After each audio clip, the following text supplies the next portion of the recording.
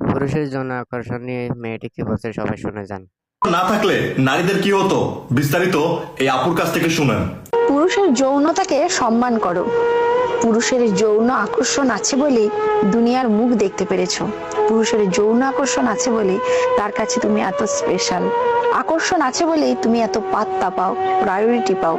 পুরুষের যৌন আকর্ষণ আছে বলেই তুমি রাস্তায় সেজে গুজে বের হও, যাতে পুরুষরা তোমায় দেখে মুগ্ধ হয়। তুমি মুখে অস্বীকার করলেও তোমার অবচেতন মন এটাই চাই। পুরুষের যৌন আকর্ষণ আছে বলেই তুমি বিপদে পড়লে বহু পুরুষ এগিয়ে আসে সাহায্যের জন্য। পুরুষের যৌন আকর্ষণ আছে বলে সারাদিন খেটে তোমার পছন্দের শাড়ি নিয়ে বাড়ি ফেরে। 2 লাইনের ছন্দ লিখে অথবা কয়টা সেলফি দিয়ে যে শত শত রিয়াক্ট পাও, সে পুরুষের যৌন আকর্ষণ আছে বলে। সাদা চামড়াকে পুঁজি করে স্বল্প বসনা হয়ে যে সেলিব্রিটি বনে যাও, সে পুরুষের যৌন আকর্ষণ আছে বলেই সৃষ্টির শ্রেষ্ঠ বুদ্ধিমান ও মানবকুলের সেরা শক্তিশালী প্রাণী পুরুষ তোমার দুর্বলতাকে বিদ্রুপ না করে ভালোবাসার চাদরে ঢেকে দেয়।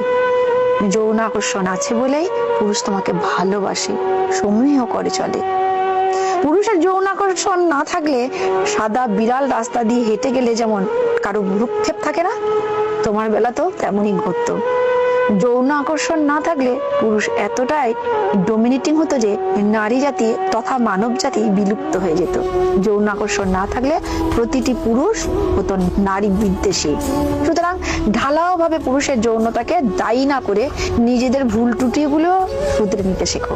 স্থান কাল পরিস্থিতি ভেদে যৌনতা নিয়ন্ত্রণে শতভাগ ক্ষমতা পুরুষকে দেওয়া হয়নি।